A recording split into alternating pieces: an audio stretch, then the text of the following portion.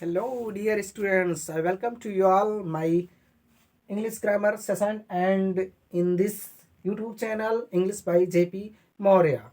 Today I will teach to you all the next session of English grammar in this video. अर्थात मैं आप लोगों को आज इंग्लिश ग्रामर का नया सेशन पढ़ाऊंगा क्योंकि अगले सेशन में हम लोगों ने सीखा था सब्जेक्ट के दो पार्ट्स किए थे हम लोग, हेडवर्ड और क्वालिफायर। उसके बाद में फिर हम लोगों ने हेडवर्ड को सीख लिया था। उसके बाद में फिर हम लोगों ने क्वालिफायर को सीखने का कार्य प्रारंभ किया था। तो क्वालिफायर हम लोग सीख रहे थे, थोड़ा उसकी आप लोगों को जानकारी दे दी जाए। क्वालिफायर जब हम लोग सीख रहे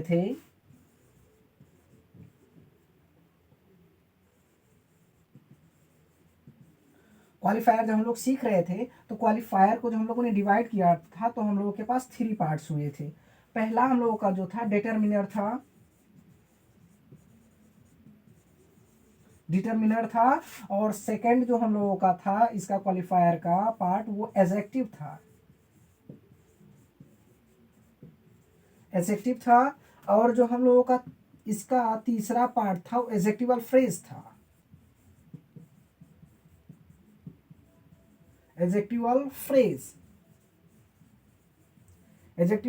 था। ठीक है, ये 3 पार्ट्स में क्वालिफायर डिवाइड हुआ था। निर्धारक इसे बोला जा रहा था, इसे विशेषण बोला जा रहा था, इसे विशेषण वाक्य खंड बोला जा रहा था। तो ये क्वालिफायर जो था 3 पार्ट्स में, इन्हीं 3 पार्ट्स में डिवाइड हुआ था। तो अब हम लोग बारी बारी से इन सभी को समझ लेते हैं अच्छी तरह से कि डिटरमिनर क्या होता है, एडजेक्टिव क्या होता है, उसके बाद में एडजेक्टिवल फ्रेज क्या चीज होता है। ठीक है, चलिए देख लेते हैं।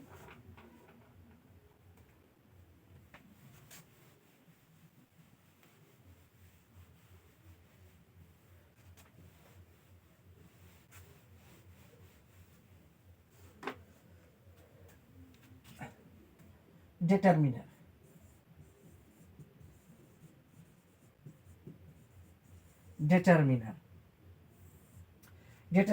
अब डिटरमिनर क्या चीज होता है, तो यहां पर आप लोग राइट कर सकते हो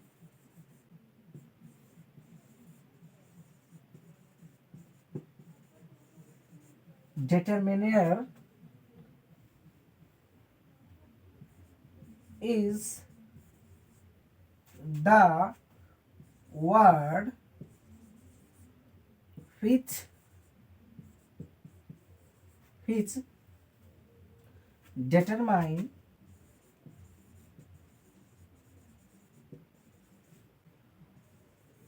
of the noun or pronoun।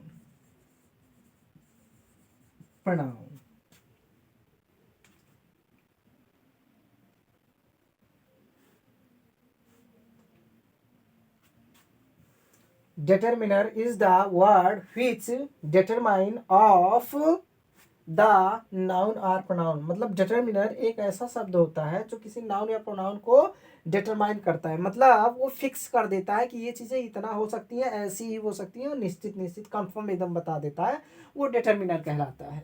ये चीज आप लोगों का डिटरमिनर हो गया। जैसे मान लो एग्जाम्पल के लिए आप लोगों को दे दिया जाए, द ब्यूटीफुल गर्ल is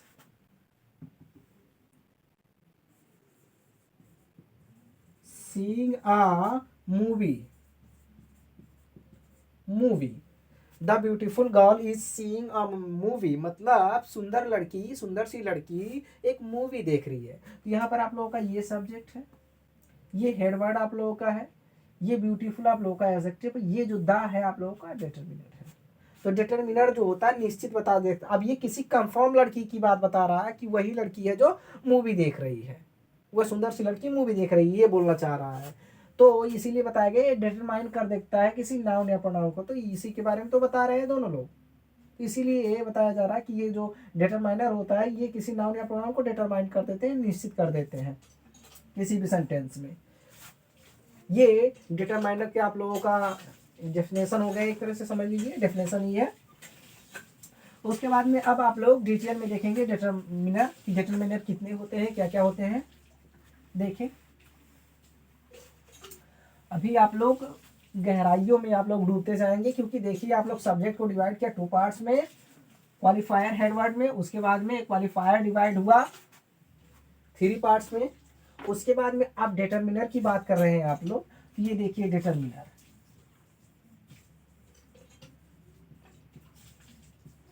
ये डिटरमिनर जो होता है ये कितने पार्ट्स में डिवाइड होता है, देखें आप लोग।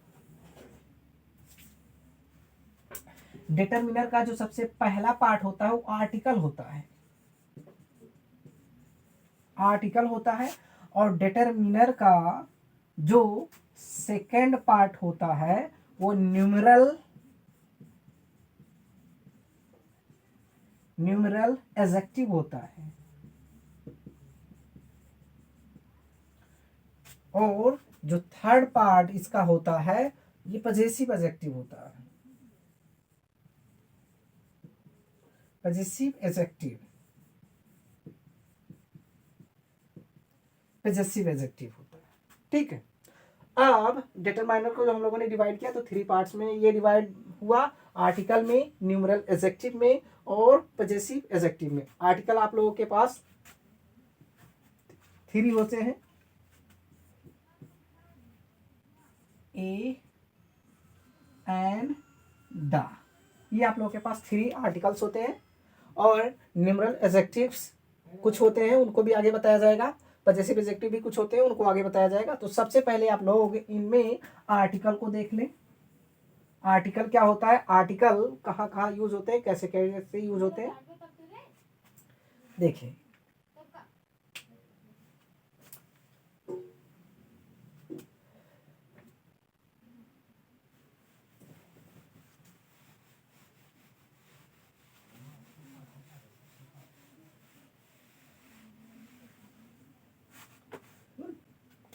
आप लोगों ने डिटरमिनर में देखा आर्टिकल, न्यूमेरल एडजेक्टिव, उसके बाद में फिर पजेसिव एडजेक्टिव। अब हम सबसे पहले दिखा रहे हैं आप लोगों को article. Article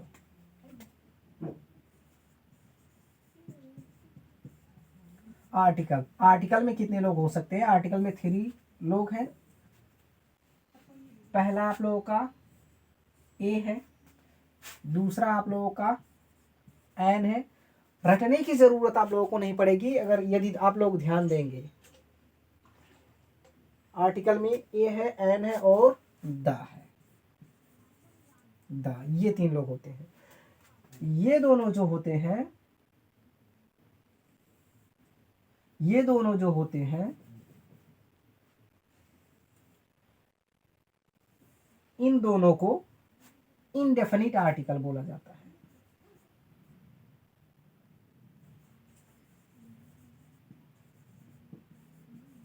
indefinite article, indefinite article, और इसको डेफिनिट आर्टिकल बोला जाता है, डेफिनिट आर्टिकल बोला जाता है। इन दोनों को, ए और एन को डेफिनिट इनडेफिनिट आर्टिकल और द को डेफिनिट आर्टिकल बोला जाता है। अब ए कहाँ यूज होता है, एन कहाँ यूज होता है और द कहाँ यूज होता है, ये चीजें आप लोगों को बताई जाए। ठीक है, तो चलें आप लोग ध्यान से इन एक एक को बारी बारी से देखें। ठीक है,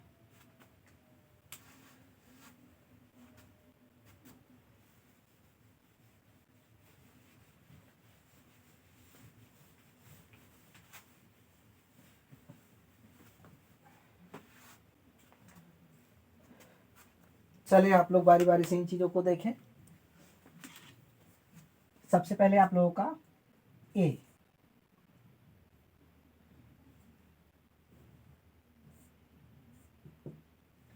ए का यूज कहाँ होता है, ध्यान से देखिए।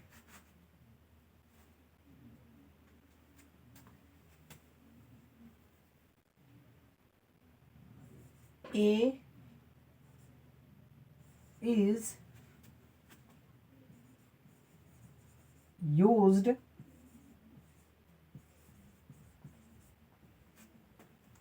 before a noun or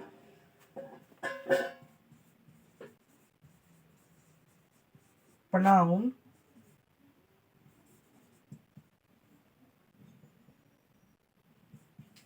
which makes which starts with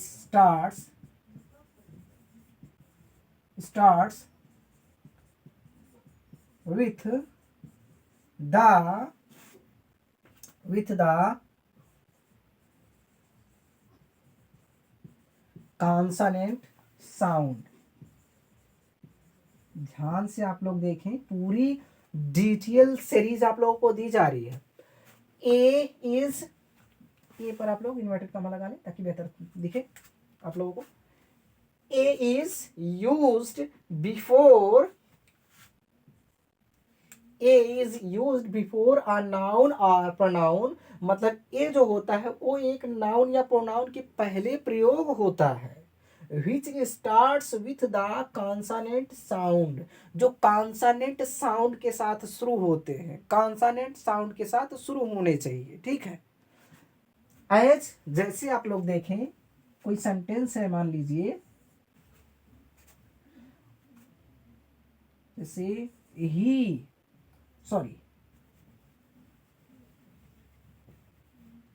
जैसे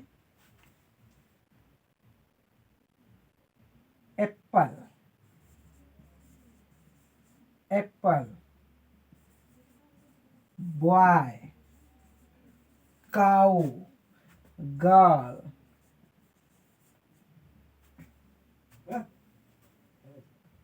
ऐसी चीजें दी गई हैं।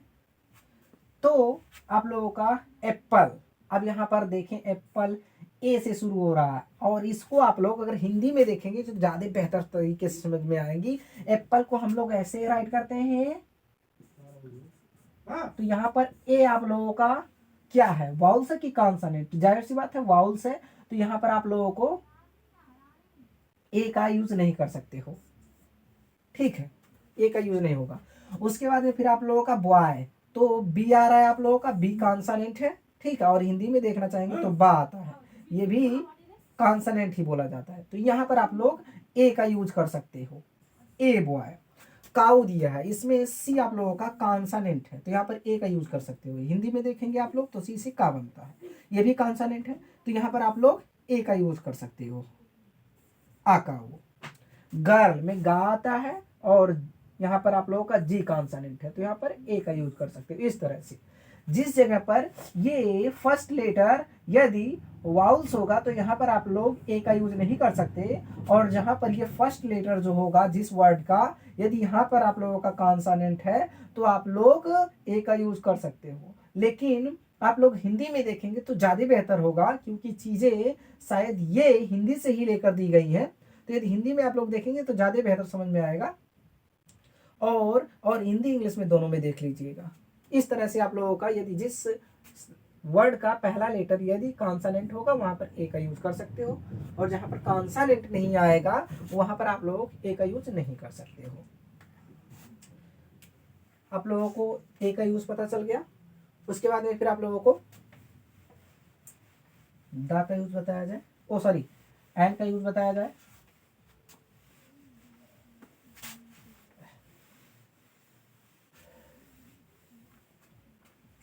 एन का यूज आप लोगों को बताया जाए। देखें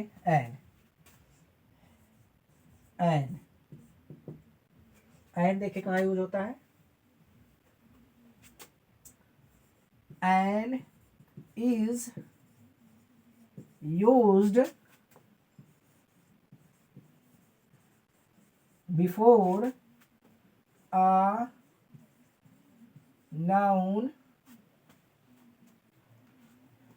a noun,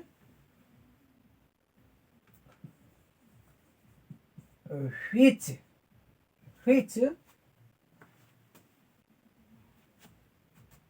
starts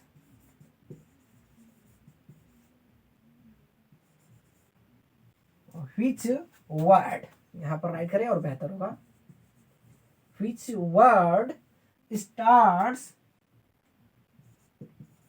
with the vowel sound, and is used before a noun which word starts या which starts with the vowel sound। मतलब एन ऐसी जगह पर प्रयोग किया जाता है जहां पर जो नाउन होता है या जो वर्ड होते हैं वो एन से स्टार्ट वाउल से स्टार्ट होते हैं। सॉरी फिर से देखें, an is used before a noun which starts with the vowel sound. मतलब एन उस जगह पर यूज होता है जहां पर ये जो नाउन होते हैं इनका स्टार्टिंग लेटर जो होता है वो वाउल से स्टार्ट हो। एज आप लोग देखें, उदाहरण आप लोग देखेंगे तो एग्जाम्पल देखेंगे बेहतर समझ में आएगा। जैसे हमने राइट किया था एप्पल, उसके बाद में हमारे पास होता है आई। एक चीज हो सकता है आप लोगों के पास डॉग, मैन। उसके बाद में फिर आप लोगों के पास हो सकता है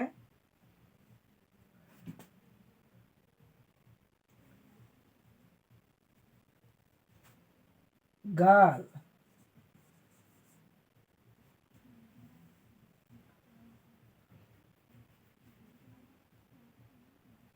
इतनी चीजें आप लोगों के पास है।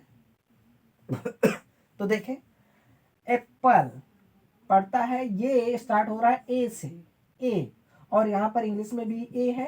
तो ये ए जो आप लोगों का है वो होता है, पहले बताया गया था वावेल्स में कौन कौन से लेटर आते हैं और कॉन्सोनेंट में। तो ए आप लोगों का वाउल्स में आता है, इसलिए यहाँ पर बेहिचक आप लोग एंड का यूज कर सकते हो, कोई दिक्कत नहीं है। आई में आप लोगों का जो देखिए ई, ये ई हिंदी में भी ये वाउल्स होते हैं, स्वर बोला जाता है, और इंग्लिश में ई आप लोगों का वाउल्स है, तो यहाँ पर बेहिचक आप लोग एन का यूज कर सकते हो। और डॉग में डा आप लोगों का कॉन्सोनेंट है और डी भी कॉन्सोनेंट है, ठीक है, ये हिंदी का ये इंग्लिश का, तो यहाँ पर बिल्कुल आप लोग एन का यूज नहीं कर सकते। मैन में माँ आप लोगों का जो होता है माँ, ये आप लोगों का कॉन्सोनेंट है हिंदी का, और एम जो है इंग्लिश का कॉन्सोनेंट है। आप लोग यहाँ पर भी बिल्कुल एन का यूज नहीं कर सकते। ऐसे आप लोगों का गर्ल में गा, और ये जी जो है ये दोनों ही, ये हिंदी का ये इंग्लिश का कॉन्सोनेंट है, यहाँ पर भी आप लोग एन का यूज नहीं कर सकते। यानी कि वाउल्स है तो एन, और यदि कॉन्सोनेंट है तो आप लोग ए का यूज करेंगे। ठीक, इनको आप लोग राउट करें, उसके बाद में इरेज किया जाए। चलिए ठीक है।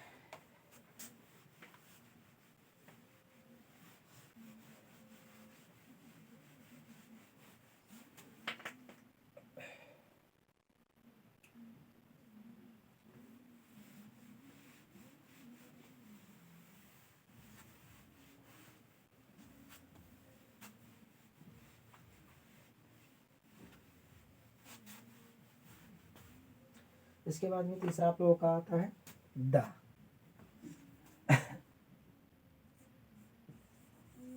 The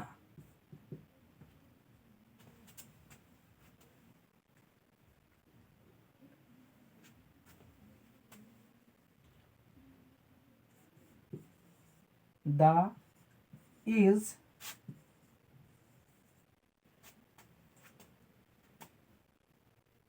used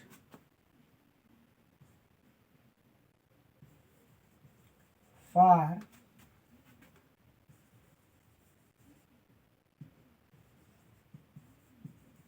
definite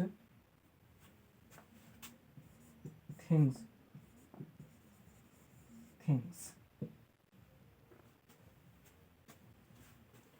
the is used for definite things. मतलब द जो होता है वो डेफिनिट चीज़ों के लिए यूज किया जाता है। डेफिनिट चीज़ें जो होती है मतलब निश्चित होती है, निर्धारित होती हैं, उनको द डेफिनिट बनाता ही है। ठीक है, एज आप लोग जैसे देखना चाहें, इन सभी चीज़ों को अर्थात आर्टिकल को एक बार आप लोगों को फिर से पढ़ाया जाएगा आर्टिकल के चैप्टर में बहुत ही बाखूबी रंग से, बहुत ही अच्छे रंग से। अभी इनकी जितनी ज़रूरत है आप लोगों को उतनी आप लोगों को दी जा रही है, मतलब एक अच्छे लेवल पर। तो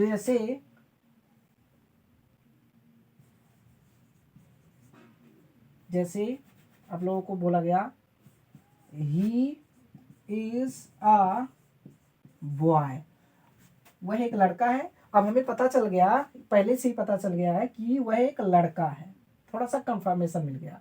तो आगे हम लोग बोलेंगे the boy is honest, the boy is honest. यहां पर द लगा है, यहां पर क्यों लगा है? क्योंकि पहले से हमको पता चल गया है कि वह एक लड़का है और ये डेफिनिट हो चुका है, तो इसीलिए आप लोगों को निश्चित करने के लिए दा का प्रयोग कर दिया गया है, यहाँ पर दा का यूज हुआ है। दूसरा सेंटेंस हम लोग अगर राइट करें, जैसे the girl is going to